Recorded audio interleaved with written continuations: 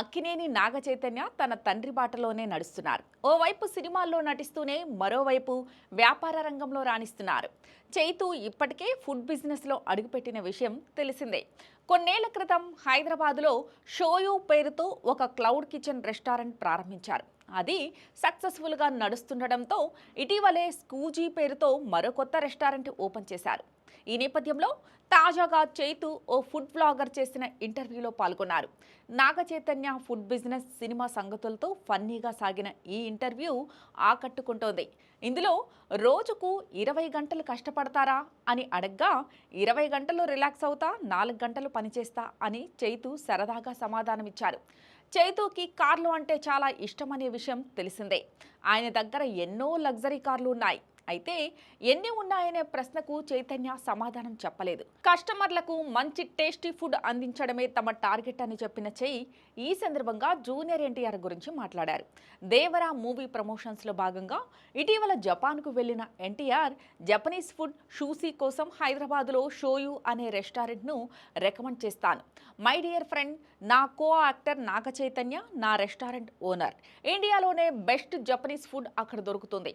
Food అమేజింగ్గా ఉంటుంది అని అన్నారు. దీనిపై చైతు స్పందిస్తూ చాలా హ్యాపీగా ఫీల్ అయ్యా. దేవరా సినిమాని ప్రమోట్ చేసేటప్పుడు జపనీస్తో మన ఇండియన్ షూసీ గురించి మాట్లాడారు. ఆ తర్వాత నిజంగా నాకు ఎంతో సంతోషంగా అనిపించింది అని అన్నారు. ప్రీమియం క్లౌడ్ కిచెన్ పెట్టాలనే ఆలోచన తనకు కోవిడ్ లాక్డౌన్ టౌన్లో వచ్చిందని నాగచైతన్య తెలిపారు.